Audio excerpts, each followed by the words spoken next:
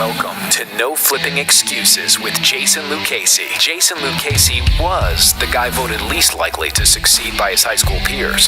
Today, Jason's a real estate flipping ninja Jedi Knight assassin who's taken his drive, street smarts, and never give up attitude and converted them into a real estate flipping business and freedom-based lifestyle. Here to share the truth about flipping houses, finding sellers, delivering buyers, real estate investing without the reality show hype, and all-around general business badassery. Your host, Krav Maga enthusiast, husband and father of 3, Jason Lucchese.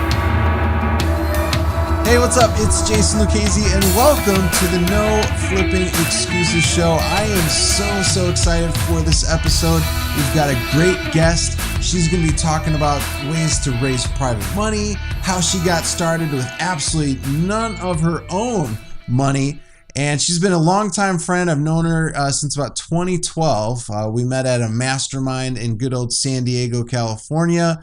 And it's just been really cool to see everything that she's doing from her own radio show. She's doing stuff with investors all over the place, and she's just absolutely dominating it. So if you have not heard of Kathy Fettke, she's with me right now. Kathy, how are you doing? I am doing fantastic now. I actually been sick for about 2 weeks, which is rare, but better now. I actually tried acupuncture and I think it worked. Nice. I'm always up for different forms of, ways to do healings and all that good stuff. My wife did acupuncture and it helped her out too. So I'm glad you're with us and you're happy, you're healthy, and things are going good. Yeah. I just got back. I was one of those people that I don't like that, the stuff that you, what am I trying to say? Antibacterial stuff that you get to avoid colds. And I kind of paid the price. I was on the Real Estate Guys cruise with Robert Kiyosaki. I got to speak on the same stage with him and Kim Kiyosaki and Simon Black and Peter Schiff and lots of big names. It was amazing. But yeah, I came back with a cold. So I would say next time use the antibacterial soap, not the soap, but the gel. Oh yeah, you're probably shaking tons of hands, and all of a sudden you get sick. Nice. So Kathy's been doing this for a real long time now, and you do a lot of the education side with cash flow. Cash flow properties. Getting income producing properties going, but it didn't start off like that for you. Let's kind of talk a little bit about, how Kathy got started in the real estate world, how you got started as an investor. Well, I am born and raised in the San Francisco Bay Area, so we have definitely a different view on real estate, not necessarily a healthy one, but it's when I grew up in the most expensive part of California, Atherton, my dad paid $99,000 for the house I grew up in. And then, of course, that became the center of the Silicon Valley. And that house we don't own it anymore, but it's worth probably about 6 to 10 million. Oh, my goodness. That's crazy. Yeah, it's crazy. I mean, of course, it's been updated since then. So, a lot of Californians don't even know what cash flow is. They've never heard that word. They only know that you buy a property you can't afford and you hope you can maintain it and hold it, and someday you'll be a millionaire. And then they don't really realize that even in California, there's market cycles. Prices go up, prices go down. I watched my dad make money and lose money. So it's hard when you don't understand cash flow. Right. So people who don't understand market cycles might buy a property at the top of the market. Like today, San Francisco is the most expensive market in the US. Yeah. People are still buying, thinking that will continue. They are going to get absolutely hammered when the market turns, which it is. Rents are already coming down in San Francisco because at some point people can't afford anymore at all, and it stops going up and it reverses. Right. So people, it's no fun to buy a negative cash flow property when also the values are going down. Now, if you're making $100,000 every year, then you can put some money into that property and be negative cash flow. But Right. sadly, that's what people are doing today en masse. They are buying at the peak and don't understand the word cash flow, hoping they'll just make more appreciation, and they won't. Right. So, everybody has to learn their lesson. But the way I got started was I really desperately wanted to own a home. When my husband and I got married, we were paying high rent, and it's really hard to do in high priced markets, as most people know. So I got this opportunity of a lifetime. And this is kind of probably the most important part of the story, is that there's 5 children in our family. And my dad kind of got into this situation where he was a dentist. No offense at all to dentists, but this I believe is a fact. I don't have evidence at all, but I've heard that dentists aren't the best investors, probably because they're busy with their hands in people's mouths and they don't have time to study. So my dad was one of those people. He didn't necessarily know how to invest, but he knew how to make money. And he knew how to he was able to buy a house. It was always the house that he bought to live in that made all the money. Right. His other investments, not so much. But he invested in a syndication, basically invested in somebody else's apartment building. That didn't go so well. And they sold the building after he had been an investor for many years. And what he didn't know is that he would have to pay back taxes or 1031 exchange it. And because he had owned it and depreciated it for so many years, he was literally a month away from retirement, got a letter in the mail from these managers of this apartment saying, "Oh, we sold the property." By the time he got the letter, he had maybe 3 weeks to find that replacement property, or less. It was less. And he was freaking out because he would have had to come up with $200,000, $300,000, $400,000 in back taxes, and he would not have been able to retire. So, he called all 5 children just frantically and said, can you help me? And I don't remember any of my siblings stepping up. And I was like, yeah, I mean, we had just gotten married. There was no way we could buy a house in the Bay Area. Yeah. Like I said, we could barely afford rent, so we weren't saving. And I said, well, what do you need? And he goes, I need a replacement property, but I don't want to be a landlord. And I said, well, I'm a tenant. How about Rich and I find this house, we live in it, we take care of it, and someday we inherit it. And so we met with his attorney and his CPA, and they said, okay, that's a good plan. And so we were able to save my dad, this $300,000, $400,000 tax bill, and get into this home.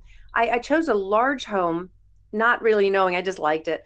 But I kind of understood the house hacking concept before that was a thing. Right. Because when we would rent a nice house, we would rent out rooms within that house so that we could afford the rent.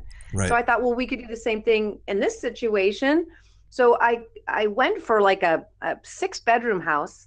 We sort of weirdly turned it into a 4-plex illegally, but it wasn't illegal. It's just we kind of a little, like we put a kitchen in what was the office. Yeah. And a shower, and then there was like an in-law suite, and then we turned the master. It had a separate entrance, so we kind of turned it into this little 4-plex. And we lived in the main part of the house all by ourselves. We didn't share kitchens or anything, and we basically lived in this house almost free by living this way. And what we didn't know is that this all happened in '97, which was the bottom of the market. Yeah. So from there, the house went up in value about $100,000 every year. Oh, wow. Because it was in the middle of the mortgage craziness when anybody could get a loan. So then within a couple of years, my dad was able to refinance, pay himself back anything he had ever put into that apartment, so that when we would inherit that house, the trust, the other kids we wouldn't be taking from them. Everything he ever put in was put back. Yeah. And that we would inherit it and take care of it and pay all the expenses. So when my dad did pass, we did inherit it. All the taxes he owed were the property stepped up to market value, so that the taxes went away. And by then the property was worth about $1 million more than we originally paid. So wow. That's how I got started.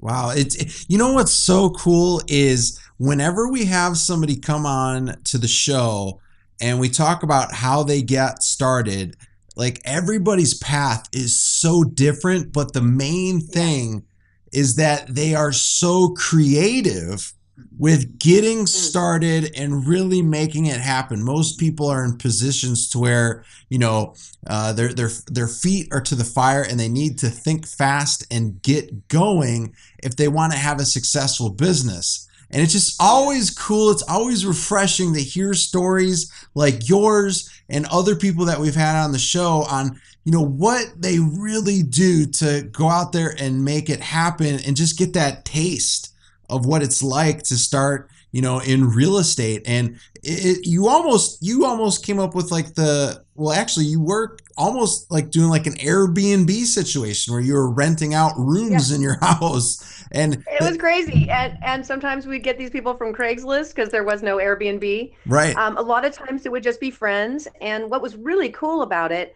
was we had some friends with the same age kids who would live there. And so one was a musician and he worked every night. So we would just take care of his son while he was a single dad, while he went out and did his music.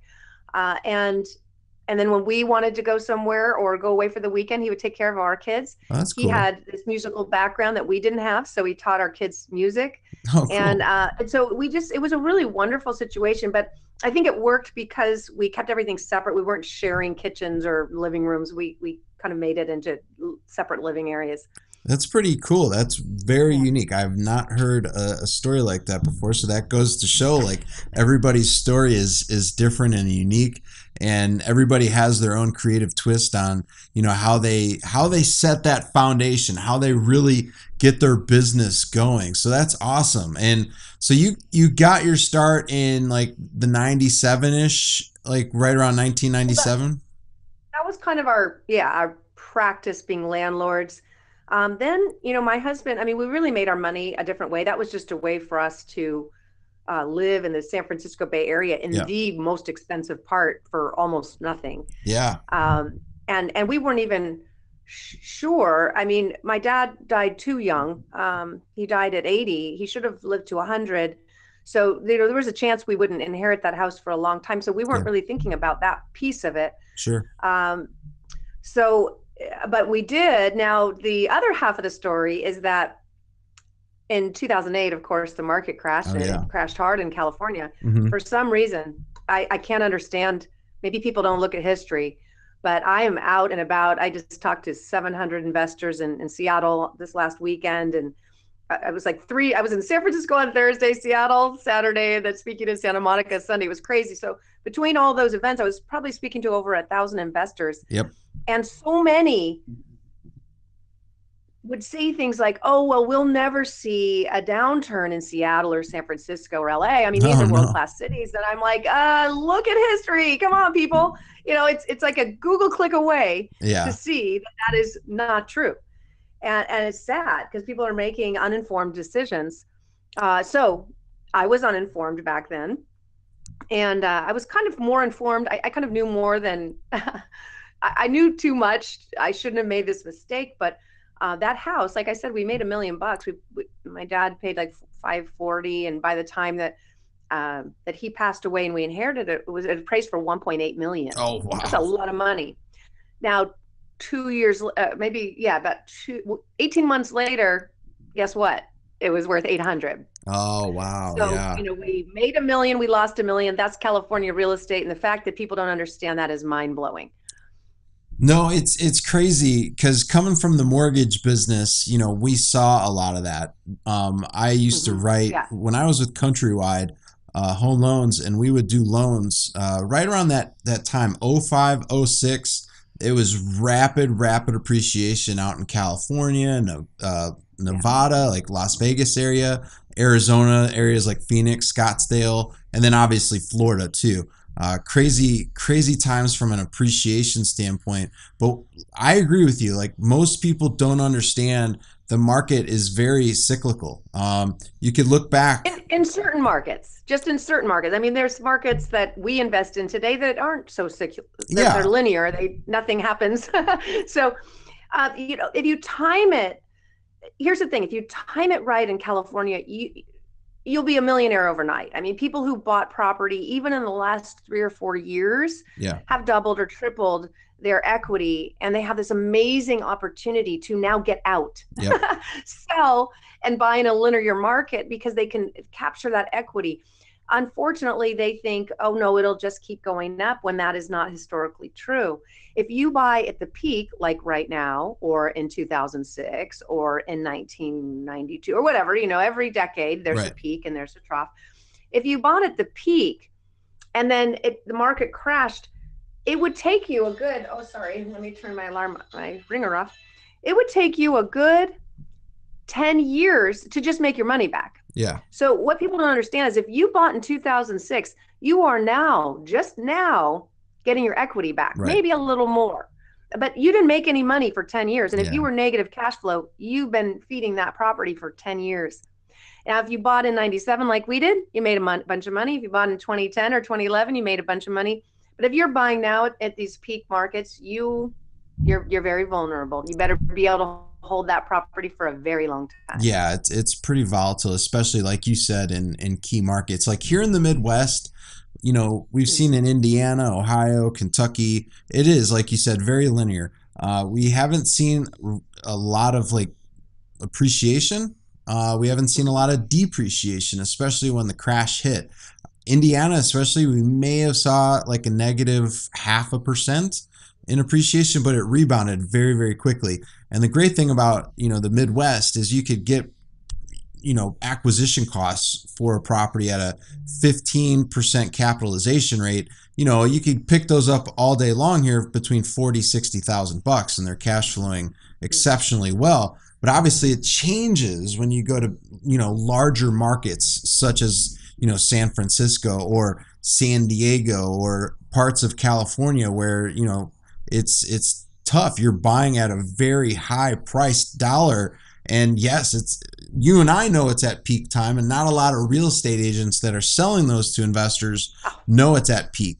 So, they know, they don't care. Are you kidding? This is the time of their lives. I mean, a lot of real estate agents come to our events and are buying property in the Midwest where we're guiding them to, but they're not buying it in the Bay Area, but they're happy to sell it. yeah. Listen, if you're going to go to a real estate agent or anyone who makes commission, you have to understand what their motive is. It's just follow the money.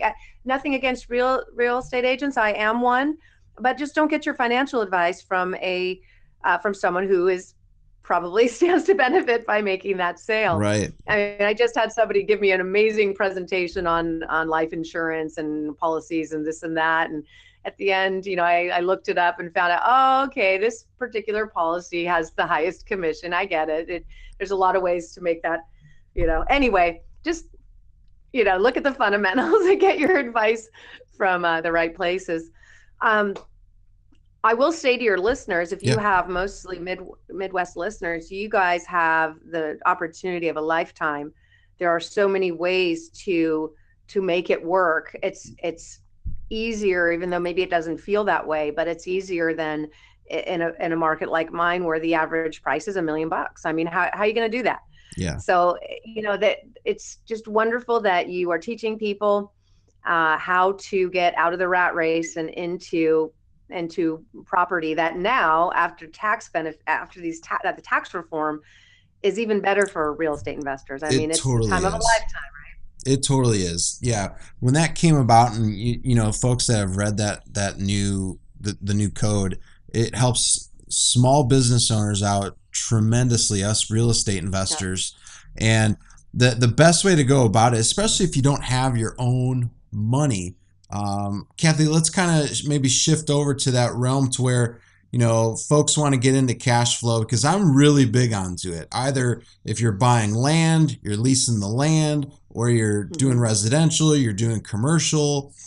Let's talk about, other people's money, like being able to find those folks, because right now I believe, and I'm not sure where your stance is on this, but I feel like right now is probably the best time I've ever seen where there is so much cash available. Oh my gosh. It's just crazy how much cash is actually available from other investors. Well, that's because the Federal Reserve, or the banking system globally, created $10 trillion out of thin air. that's out, that's circulating. Yeah. And so, yeah, there is a lot of money out there. It doesn't mean that it is by any means legit money. It's fake money, monopoly money, but you can sit around and complain, or you can do something about it and take advantage. I just had I don't want to say Facebook war. I opened myself up to this stuff, but I just kind of posted something about taxes and how you can, as a real estate investor, avoid paying taxes and pay very little tax, especially as a buy and hold investor. And there were so many angry people on that thread, and I don't get upset. I don't take offense. I understand people are angry and they want to blame someone and they want to blame the wealthy, but my answer is always, hey, this stuff is available to anyone. There's not just like the wealthy get these benefits. Everybody gets these benefits. You just have to know, you have to understand them and know what to do and how to take advantage, instead of sitting around complaining. Yeah. So if you want to have a good read, check out my Facebook page. But I just, on the Real Wealth Show, I get the opportunity, and always have, it's how I got started, interviewing successful people. And my last two shows were with 22-year-old men. I'm going to call them men, but they look like boys to me. They both are doing no money down deals. It's unbelievable. One guy has flipped 60 pieces of land in the last, 30 in the last year. Nice. He's just out of college. The other one is doing all this seller financing for land leases for solar companies and billboards. I was blown away. Great. People call me an expert in the field, and after I do these interviews, I feel like the dummy, because I'm like, well, that's amazing. How are you doing that? So the bottom line is, back in 2003, I was a stay-at-home mom. I had two little kids. My husband's career was taking off. He was an author, a coach, business coach, wrote a book called Extreme Success. He was traveling the country on media everywhere. And he came home one day after being on the road and had this freckle. He's like, I should check this freckle. And I'm like, you're a redhead. You have nothing but freckles. What is it about that freckle? But somehow he knew, and he checked, and it turned out it was melanoma. Oh, no. After further review, it looked like it had spread to his liver, and the doctor told him he had 6 months to live. Oh, no. Now, he's fine today, and it was all taken care of, and he's healthy, but at the time we didn't know. And all of a sudden, it's these times when we hit bottom or have the greatest tragedy or the greatest distress in our lives that shift can happen. Because otherwise, maybe we don't have the grit we would have normally. I was so happy just being home and raising my children and, living the dream. We just got this house I told you about. It was beautiful. It was my dream house. Everything was perfect. Yeah. And then suddenly it wasn't. And I didn't know what to do. So I prayed, and I also never believed the doctor. I just was like, Rich, just, you're going to be fine. I held the faith there, but also that's when I had this radio show that it had nothing to do with wealth at the time. It was kind of the one little thing I had from my broadcast career as a stay-at-home mom. I still wanted something else. Yeah. So I was still doing that, but it was never about money. And I thought, okay, now it's going to be about money. I'm going to find out how to create passive income, because I want to stay home with my kids. I don't want to change this. I'm not going to stick them in daycare at 6 a.m. and come home I want to continue. So I've got to learn. There's got to be a way. Yeah. I'm going to learn from other people, because maybe they're not smarter than me. Maybe they just know something I don't. Yeah. So I switched the show to the Real Wealth Show, and I just started interviewing anyone who had created wealth. I found a million different ways to do it. There is no one way. There are a million ways. Yeah. And so you just have to find your way. But for me, it was hearing, learning, seeing, so that when that opportunity came, I could see it and I could take advantage of it. If you're not educated, you won't.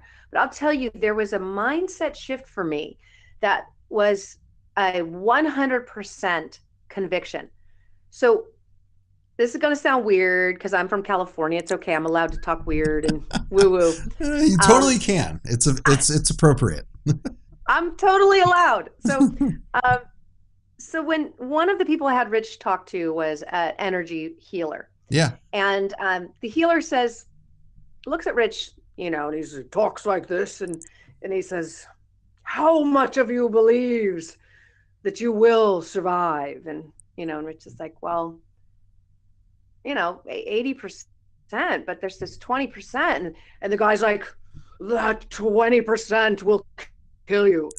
It was like there can't be any room for doubt. Yeah. None. And the minute Rich was like, you're right, I 100% believe I will live, I will find a way. And he shifted in that moment.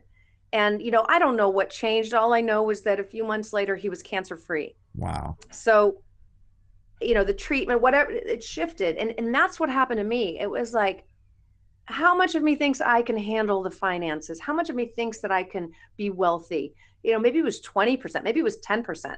I was making maybe 20 grand at the most, maybe 10 grand. I was a stay-at-home mom. I had like little side jobs that maybe paid for vacation, but I hadn't been in the work business. I hadn't been working for a while. So it was like, the doubt was taking over. And I remember just kind of eavesdropping on this healer and going, whoa, okay, 100% of me needs to believe I can do this.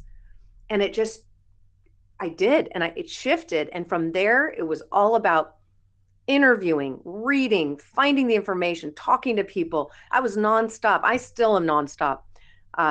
Fast forward 15 years. I am obsessed with learning and growing and finding out what's the next level. Absolutely. So that's my advice. I mean, again, just on my Facebook page this morning, I could see so many people trapped in this anger and finger pointing and doubt, and it's everybody else, and it's the 1%, and it's the tax break, it's this, it's that. And you know what? It's you. Yeah. That's the bottom line. It's you and your beliefs. Yeah, it's unfortunate. You talk to you do a lot of the live seminar stuff, a lot more than me. But when we talk to students who purchase our programs, my books, and when I do live events, it's so crazy how much of the belief standpoint is so low in these folks. And a lot of it has to do, yes, with you. But if you are surrounding yourself around people that are constantly saying, hey, this is crazy, you're not going to do it, you're not going to be successful, that's going to start burning into your head unless you get away from that trap, because let's face it, it is a trap. And if you align yourself with those people, then yes, nothing great is ever going to happen for you. And you're going to be in the mindset of, I'm going to feel sorry for myself and all that kind of stuff. And I totally get it. We come across that all the time. So if listeners right now, take what Kathy is saying, take what I'm saying, and you have to go 100%, because you can't have one foot in the door and the other out. My whole big thing, Kathy, is there's only a plan A. You do not have a plan B. There's no backup plan. You continue to work your plan A. You are going to have to make adjustments. You're going to have to sit down, analyze, and if you need to make adjustments and you need to redo things, do that. But don't have in the back of your head, well, if this doesn't work, you're already doubting yourself. Like Kathy said, it's amazing what can happen when you go 100% all in. That's just awesome. That's really great advice, Kathy. Well, and it doesn't mean that everything's going to work. Right. You will have failure. All that does is tell you, oh, okay, that wasn't the direction. Yep. It wasn't that. Like when I first started the Real Wealth Show, I was trying to get it on TV, and I made lots of trips down to LA, meeting with producers. I had this vision of what I wanted to do, and it was so clear to me, and door after door after door got shut down. And it was like, but I have this dream. I'm 100% committed. What's happening? And sometimes I would go pitch an idea to a TV studio, and they would take the idea, but they wouldn't use me. So it was like, I'd see the idea on TV a year later. I was like, great. Yeah. But I remember coming home finally, just going, like, what's happening? Obviously, this isn't what I'm supposed to do. I'll give up. And I got a cup of tea, and I went outside, and I sat in the sunshine. It was just like, fine. You know what? I've done everything I can. And it's going nowhere. And I look at the tea bag, sometimes the tea has a little saying, and this one said, don't keep thinking that if you wait, don't keep thinking if you bang on a wall, it will turn into a door. And so it was like, oh, okay, I'm just banging on the wall. I should find the door. Yeah. It was just like, oh, okay, it was divine. And so I'm like, okay, I'm just doing something wrong. I don't know what it is yet. And I walk into the house and all of a sudden, I don't know where it came from. I heard this thing. It was like radio. Like, oh, okay, maybe I don't have a face for TV. I don't know, whatever. It's not working. Radio. So I go on. I type in radio station San Francisco. First thing comes up is this brand new one, looking for hosts. I call up. Now, understand that I had been pitching my TV show for years. I had it dialed in. I knew exactly what to say. I knew what I wanted. I had the story ideas. I was ready. I pick up the phone. The producer answers. Like, hey, I hear you're looking for hosts. Yes, we are.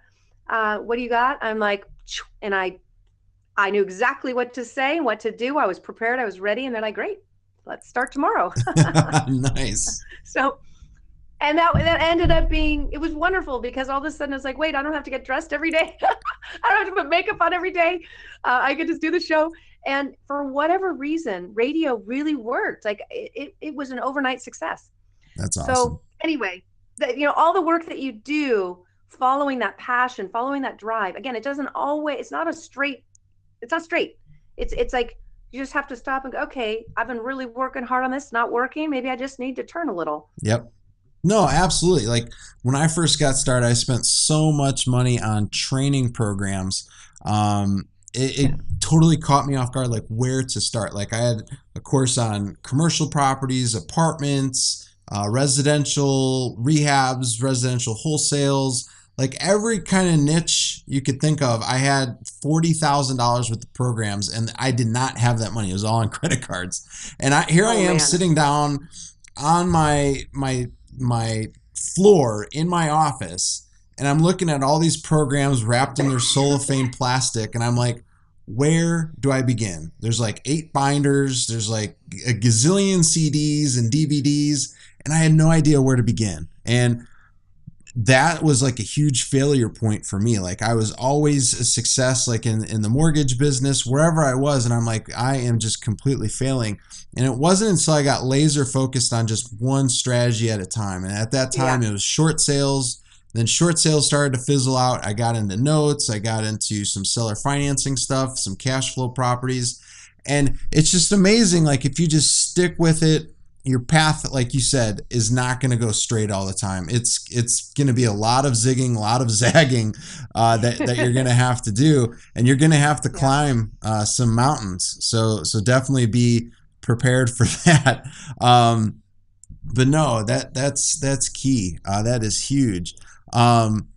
So Kathy, let me ask you this: what's a really great way for people to reach out to you, listen to your show? How can they get in contact with you? Pretty easy to find. I have a book called Retire Rich with Rentals. Oh, cool. And you can get that on Amazon. Now, my husband came up with that book title and his name is Rich. So Retire Rich with Rentals. I don't know. I kind of hoping it'll be both of us. But, nice.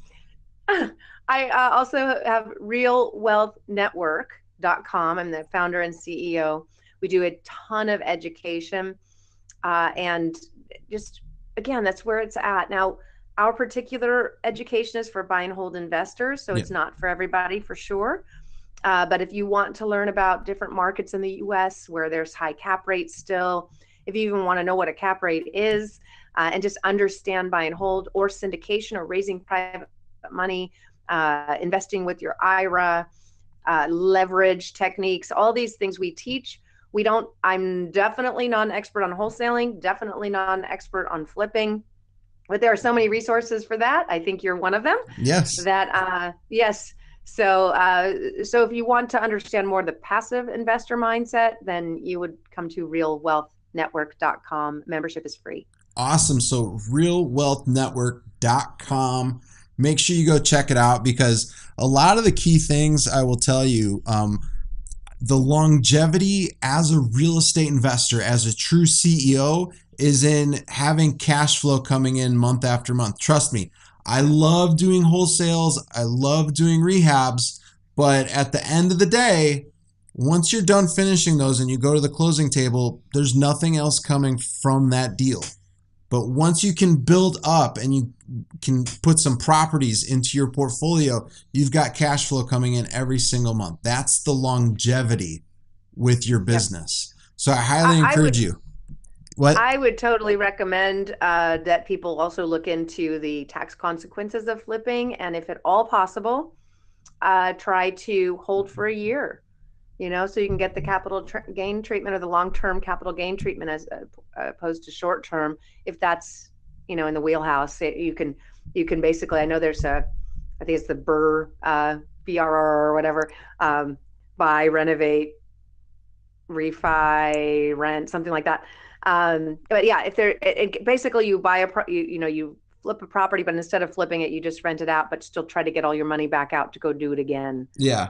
It's a great way to build that portfolio. Absolutely. No, that's great. And I appreciate you coming on the show today, Kathy. It has been an awesome, awesome show. Do you have any final words for our listeners? Just stick with it. I think that was it. Pick that one thing and become an expert. Go deep. It's good to get a kind of an overview of everything that's out there, and then something will speak to you. And whatever that is, dive in 100% until you're an expert, and don't look at anything else. Yep. Just dive into that, and you will be glad you did. Nice. That's awesome. Well, I appreciate you coming on and being a guest. I know you're super busy and you're doing a lot of traveling and speaking to investors, so I really appreciate you coming on here.